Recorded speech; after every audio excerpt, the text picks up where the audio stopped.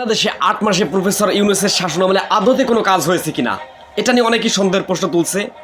অনেকে দেখতেই পারে না, চোখে নাকি তারা কালো চশমা পরে আছে। তাদেরকে আজকে চোখে আঙুল দিয়ে দেখিয়ে দেওয়ার একটা সময় এসেছে। আপনাদেরকে দেখিয়ে দিব যে প্রফেসর ইউনূসের ৮ মাসে বাংলাদেশ কতটা অগ্রগতি লাভ করেছে, বা আদতে আগে ভালো ছিলাম না বর্তমানে ভালো আছি। এটা নিয়ে অনেক প্রশ্ন, অনেক জল্পনা কল্পনা। তাহলে চলুন আমরা পটে পটে আপনাদেরকে প্রত্যেকটা পই করে হিসাব দেওয়ার চেষ্টা করি যে আদতে শেখ হাসিনা পালিয়ে যাওয়ার পর ৮ই আগস্ট প্রফেসর মোহাম্মদ ইউনূস ক্ষমতা গ্রহণের পর বাংলাদেশের দৃশ্যমান কোনো উন্নয়ন হয়েছে কিনা। তাহলে চলুন শুরু করি।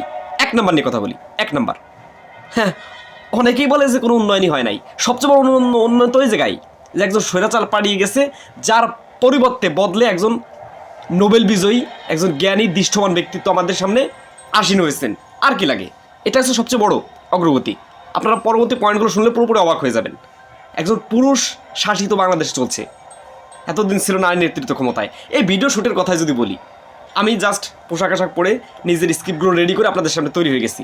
অথচ একজন মহিলাকে যদি এই উপস্থাপনাটা করানো হতো, কত ধরনের যে মেকআপ সিস্টেম করা লাগতো সেটা বলার অপেক্ষা রাখে না। তার কতবার শাড়ি পোশাক বদলানো লাগতো, বা কীভাবে তার পারফরমেন্সকে আরও বেশি দেখাতে পারবে, সেটাই তার একটা আপনার প্রচেষ্টা চালাতো। একটা উদাহরণ দিলাম জাস্ট। সেই দিক থেকে পুরুষরাই কিন্তু পৃথিবীর মূল যে কার্যক্রম সেটাই পরিচালনা করছে। অবশ্যই কথা ঠিক যে পৃথিবীতে যা কিছু মহান সৃষ্টি চিরকল্যাণকর, অর্ধেক তার করিয়াছে নারী, অর্ধেক তার নর। তবে অবশ্যই পুরুষের শাসন ক্ষমতা, পুরুষের আধিপত্য, পুরুষের নেতৃত্ব দেওয়ার ক্ষমতা সবচেয়ে বেশি। সেটা আমরা দীর্ঘ ৮ মাসে লক্ষ্য করেছি। এটা নিয়ে আর বেশি দূরে না যাই, অবশ্যই নারী আমাদের সম্মানের জায়গা। নাম্বার ২ হচ্ছে পররাষ্ট্রনীতি বা সফর নিয়ে একটা কথা বলি। বিশ্বের যে ৩জন স্বনামধন্য প্রেসিডেন্টের সাথে বাংলাদেশের প্রফেসর মোহাম্মদ ইউনূসের দেখা হয়েছে, সেটা একটা উজ্জ্বল দৃষ্টান্ত। চীনে গিয়ে সে যে ধরনের সম্মান বা ভালোবাসা পেয়েছে, এটা বাংলাদেশের ইতিহাসে অন্য কোনো প্রাইম মিনিস্টার বলেন, প্রধানমন্ত্রী বলেন, বা যে কোনো ব্যক্তিত্ব আজ পর্যন্ত পায় নাই, আপনি দেখাতে পারবেন না। প্রফেসর মোহাম্মদ ইউনূসের চীন সফর ছিল আমাদের জন্য একটা উজ্জ্বল দৃষ্টান্ত। এবং তাদের সাথে যে ডিপ্লোম্যাসি কথাবার্তা হয়েছে, বা তাদের সাথে ফান্ডামেন্টাল যে অগ্রগতি হয়েছে, সেটা আর বলবো না। যাই হোক, লাল গালিচায় তাকে অভ্যর্থনা জানানো হয়েছে। একই সাথে নরেন্দ্র মোদী যেভাবে বিলাই সেজে তার সামনে এসে বসেছে, বা তাকে যেভাবে অভ্যর্থনা জানিয়েছে, সেটা নিয়েও আমি কিছু বলবো না। বা জো বাইডেন তাকে যেভাবে জড়িয়ে ধরেছে তার ক্ষমতায় পালাবদলের আগে, সেটাও এক উজ্জ্বল দৃষ্টান্ত। অন্য কোনো বাংলাদেশের প্রধানমন্ত্রী শেখ হাসিনা তো যাই একটা ছবি তোলার জন্য পাগল হয়ে যেত, অথচ প্রফেসর মোহাম্মদ ইউনূসকে তারা যেভাবে দাম বা ভালোবাসার জায়গায় নিয়ে গেছে বাংলাদেশের পররাষ্ট্রনীতির দিক থেকে, আঞ্চলিক সহযোগিতার দিক থেকে, সেটা এক অনন্য নজির। এবার আমরা পয়েন্ট অফ ভিউ ৩ নিয়ে কথা বলি। পুলিশ বাহিনী নাকি কাজই করে না, বিভিন্ন জায়গায় পাহাড়ের ব্যবস্থা করা হয়, আগের মতো আইন শৃঙ্খলা বাহিনী নেই। এটা অবশ্যই মানতে হবে। তবে পুলিশ যতটা অগ্রগতি দেখিয়েছে দীর্ঘ এই ৭-৮ মাসে, সেটা এক উজ্জ্বল দৃষ্টান্ত। একজন পুলিশ বাহিনীর ভাই কিন্তু একটা জাতীয় বড় ধরনের পদক পেতে যাচ্ছে, এটা আপনারা জানেন।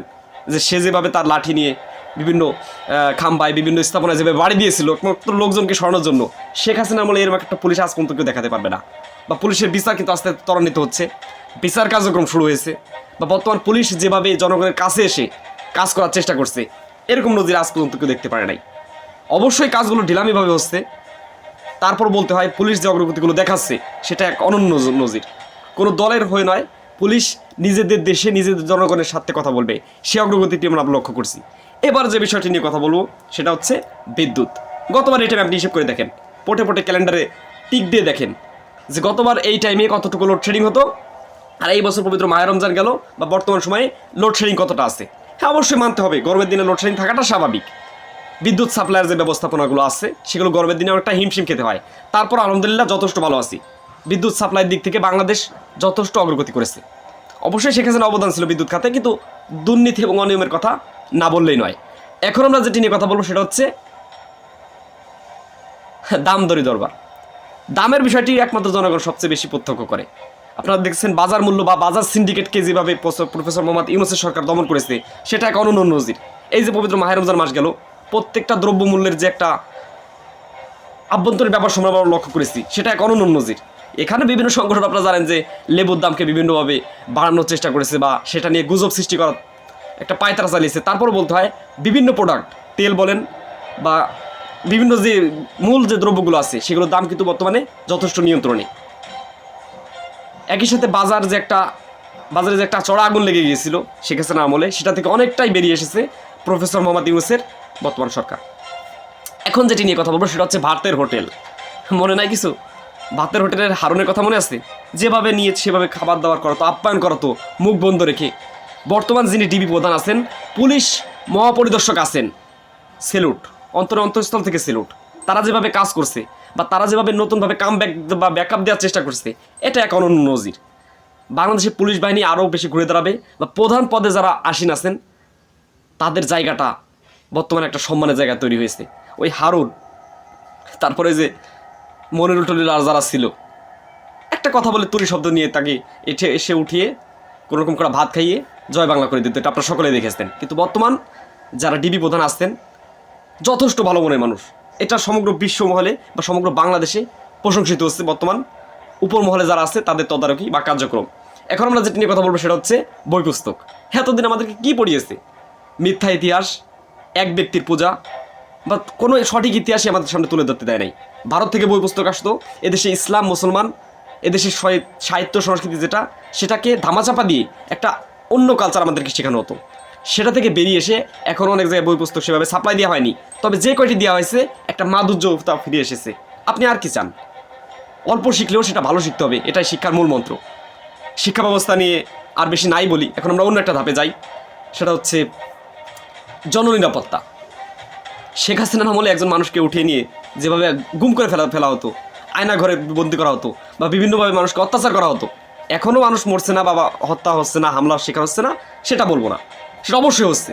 কিন্তু আগের থেকে মানুষের জননিরাপত্তা অনেক গুণে বৃদ্ধি পেয়েছে, এটা আপনাকে স্বীকার করতে হবে। বা এখন একজনকে তুলে নিলেও সেটা হদিস পাওয়া যাচ্ছে না ওই জায়গায় লোকটি আছে বা লোকটি বন্দী হয়েছে, লোকটি আবদ্ধ আছে। কিন্তু ওই যে গুম হয়ে যাওয়া, গুমের যে একটা সংস্কৃতি ছিল, আয়নাঘরের যে একটা সংস্কৃতি ছিল, সেটা থেকে আমরা বেরিয়ে এসেছি। এটাকে আপনি উন্নয়ন বলবেন না? অবশ্যই উন্নয়ন হয়েছে।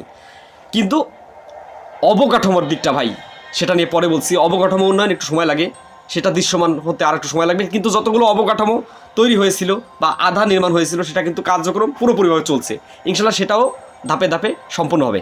এখন যে গুরুত্বপূর্ণ বিষয়টি নিয়ে কথা বলবো সেটা হচ্ছে বিডিআর বিদ্রোহের যে হত্যাকাণ্ড ছিল পিলখানার, সেটা নিয়ে যথেষ্ট বিডিআরের ভাইরা কিন্তু যারা এতদিন বিচার বহির্ভূতভাবে আটকা ছিল তারা বেরিয়ে আসছে।